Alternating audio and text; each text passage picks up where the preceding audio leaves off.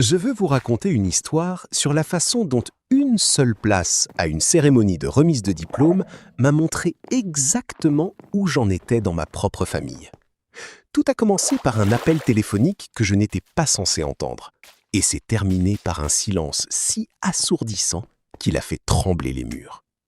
Mais avant de commencer, dites-moi dans les commentaires d'où vous regardez ou écoutez aujourd'hui. Je les lis tous, sans exception. C'était un jeudi matin, 7h15, et je me tenais devant le miroir de la salle de bain en essayant d'ajuster ma cravate. Une cravate bleu marine, celle que ma femme Diane avait choisie 3 Noëls auparavant. Elle disait qu'elle me donnait un air distingué. Je la croyais, parce que je le voulais.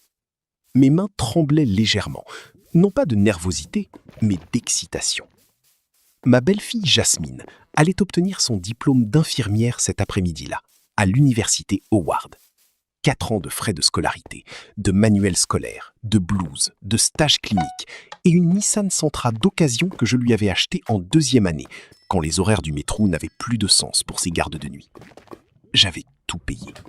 Chaque facture, chaque pénalité de retard, chaque virement d'urgence par Venmo à 2h du matin quand sa carte bancaire était refusée à la librairie du campus. Je ne tenais pas de compte. Ce n'est pas ce que font les pères. C'est du moins ce que Diane me disait toujours. J'entendis sa voix à travers la cloison de la chambre. Elle était au téléphone, parlant à voix basse et rapidement, comme elle le fait quand elle ne veut pas que je l'entende. Je fermai le robinet. Les tuyaux grincèrent, puis se turent. Je saisis la fin de sa phrase. Il s'assoira dans le fond. Il ne remarquera même pas. Marcus est son père, Arthur. Tu dois comprendre ça. Une pause. Puis, je m'en occupe. Je restais là, les mains encore. Revenons en arrière. 17 ans plus tôt, j'avais rencontré Diane Coleman à la Greater Hope Baptist Church, dans le sud-est de Washington. Elle avait une fille de 7 ans, avec des nattes et un sourire édenté, qui se cachait derrière la jambe de sa mère et m'observait à la dérobée, comme si j'étais une énigme qu'elle n'avait pas encore décidé de résoudre. C'était Jasmine. Son père biologique, Marcus Webb, était un homme dont j'allais entendre parler par bribes au fil des années, comme on entend parler d'une tempête qui est déjà passée. Il avait été présent par intermittence, surtout absent. Il réapparaissait pour les anniversaires, quand il s'en souvenait, ce qui n'était pas souvent. Diane ne disait jamais du mal de lui devant Jasmine, et je le respectais. Mais elle m'avait clairement dit dès le début, « C'est juste nous, maintenant. On construit quelque chose de vrai. » Alors j'ai construit. Je les ai fait déménager de l'appartement de Benning Road dans la maison que je remboursais depuis 6 ans, à Bowie, dans le Maryland. 3 chambres, un jardin clôturé, un garage que j'avais transformé en atelier.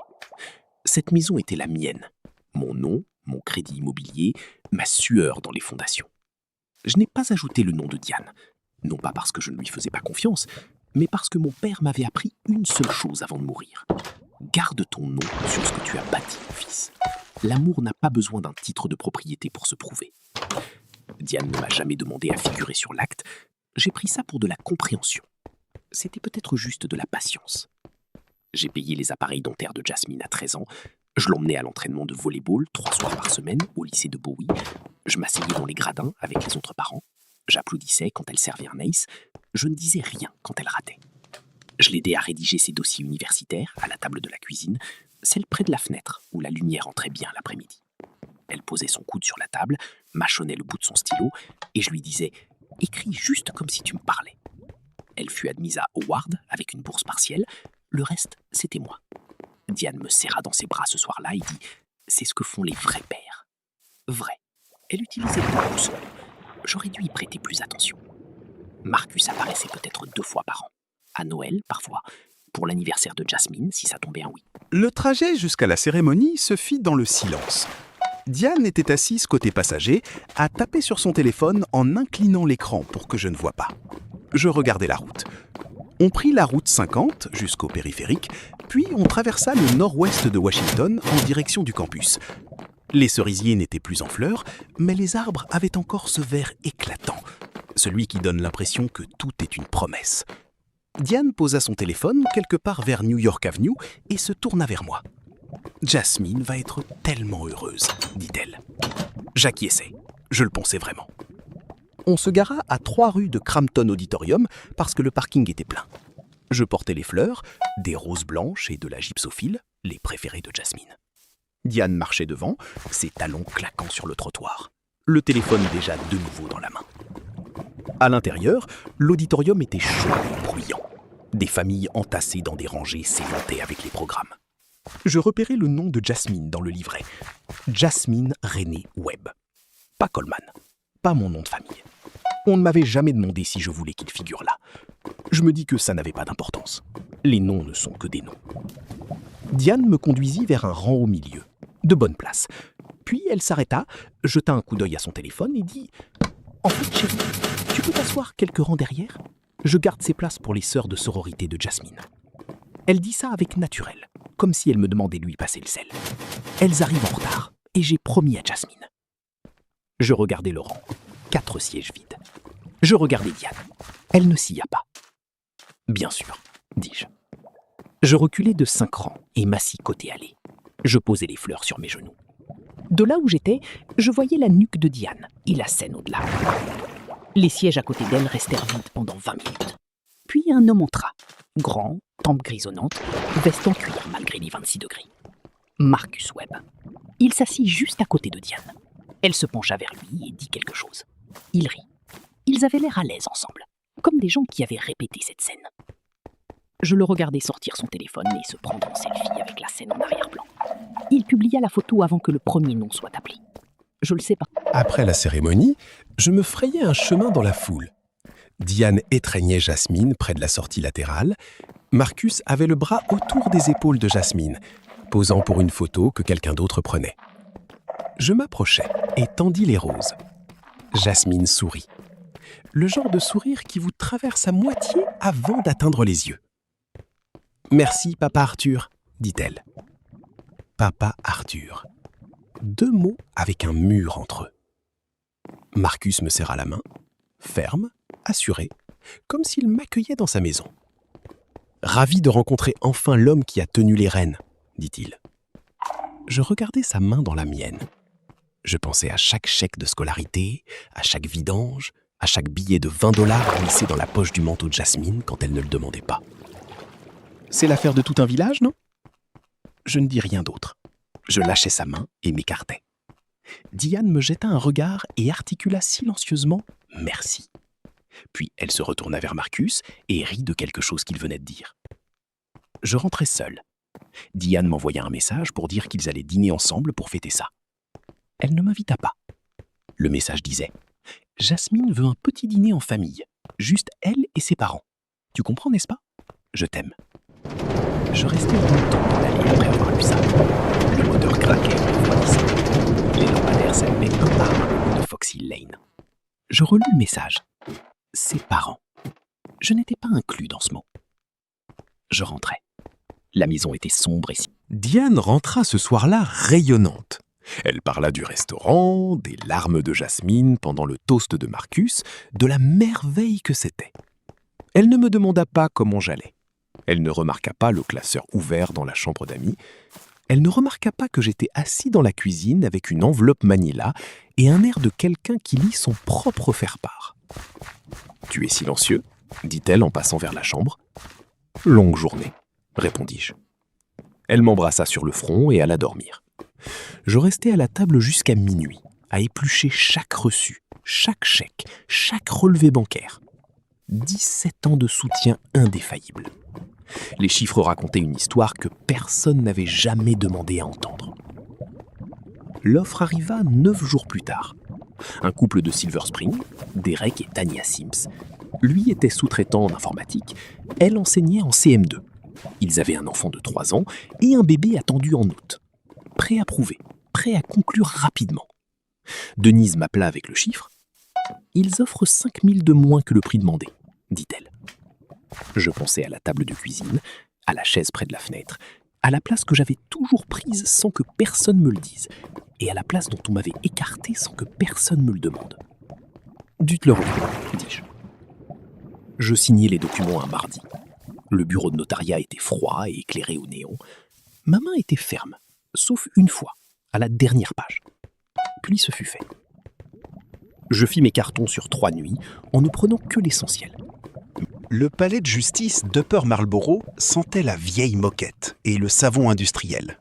Je portais mon blazer marine, celui que je réservais pour les enterrements, et les occasions que j'aurais préféré être des enterrements. Diane arriva la première, ses talons trop bruyants dans le couloir. Elle avait un avocat, un jeune homme avec une coupe fraîche et une mallette qui portait encore la marque de l'étiquette arrachée sur la poignée. Jasmine entra derrière elle, les yeux baissés, le téléphone serré comme une bouée.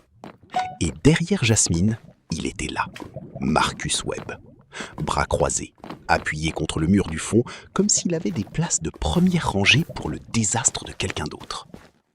La médiatrice était une femme d'une 50aine d'années passées, lunettes sur une chaîne, voix de bibliothécaire qui en a trop vu. Elle ouvrit le dossier, le lut une fois, puis leva les yeux. « Nous sommes ici au sujet de la propriété de Fox Hill Lane, dit-elle. Gardons un ton civil. » L'avocate Diane prit immédiatement la parole. Abandon du domicile conjugal, détresse émotionnelle. Je le laissais parler. Je le laissais les mots s'accumuler comme des assiettes dans un évier. Quand la médiatrice se tourna vers moi, je me levai. Je posai l'enveloppe sur la table. Elle atterrit avec un bruit sourd et feutré. La maison était titrée à mon seul nom, dis-je. Ça a toujours été le cas. Je l'ai achetée 6 ans avant le mariage. Je l'ai entretenue, j'ai payé le crédit immobilier, j'ai payé les impôts. Voici l'acte de propriété, l'historique du crédit et le relevé complet de chaque dépense engagée pour l'éducation, le transport, le logement et les frais de vie de ma belle-fille sur 17 ans. Dehors, le soleil frappait le parking durement. Je me tenais sur les marches et respirais un air qui semblait m'appartenir. Jasmine sortit la dernière. Elle s'arrêta à quelques mètres. Elle ne me toucha pas.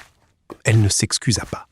« Je n'étais pas au courant de tout ça, » dit-elle doucement. « L'argent, les factures, maman ne m'en avait jamais parlé. »« Je sais, » dis-je. « Je n'aurais pas dû laisser faire ça à la remise de diplôme. »« Non, » dis-je, « tu n'aurais pas dû. » Elle hocha la tête. Nous restâmes là dans le genre de silence qui n'a pas besoin d'être comblé, juste tenu. L'hiver arriva tôt cette année-là. La baie de Chesapeake prit la couleur du vieux fer et le vent venu de l'eau faisait vibrer les fenêtres de mon petit appartement. J'achetai un radiateur d'appoint et appris à cuisiner le poisson sans le brûler. Petite victoire. Je commençais à fréquenter le foyer des anciens combattants sur West Street le jeudi soir. Il y avait là un homme nommé Luther Gibbons, 83 ans, vétéran de la guerre de Corée, mains comme des gants de cuir, yeux qui ne rataient rien. Il occupait le même tabouret chaque semaine et buvait la même bière. Un soir, il me regarda de côté et dit « T'as cet air-là. » « Quel air ?» demandai-je. « Celui d'un homme qui vient de poser quelque chose de lourd et qui ne sait plus quoi faire de ses mains. » Je ris. Mon premier vrai rire en des semaines. « Tu vas t'y faire, » dit-il. « Les mains trouvent toujours quelque chose de nouveau à tenir. » Jasmine m'envoya un message en novembre. Une seule ligne. « On peut parler ?» Je le fixai plus longtemps que je n'aurais dû. Je pensais à elle à 7 ans, cachée derrière la jambe de Diane, m'observant comme si j'étais une énigme. Je pensais à la table de cuisine, au stylo qu'elle mâchonnait, aux dissertations qu'on avait rédigées ensemble. « Quand tu seras prête à écouter, toi aussi, » lui répondis-je. On se retrouva dans un café sur Main Street, à Annapolis, terrain neutre. Elle avait l'air plus âgée, fatiguée peut-être, ou simplement honnête pour la première fois. Elle me dit que Marcus n'avait plus répondu à ses appels depuis 3 semaines après l'audience au tribunal. Il est venu à la remise de diplôme parce que maman le lui avait demandé, dit-elle. Il a posté son selfie, eu son moment, et il est parti. Il n'a plus répondu depuis. Je ne dis pas « je te l'avais dit ». Je n'en avais pas besoin. Le silence le dit mieux. « Je suis désolée, dit-elle. Pas à cause de la maison. Parce que je les ai laissés te reléguer au dernier rang et je n'ai rien dit. » Ça toucha. Je le sentis derrière les côtes, là où vivait l'ancien.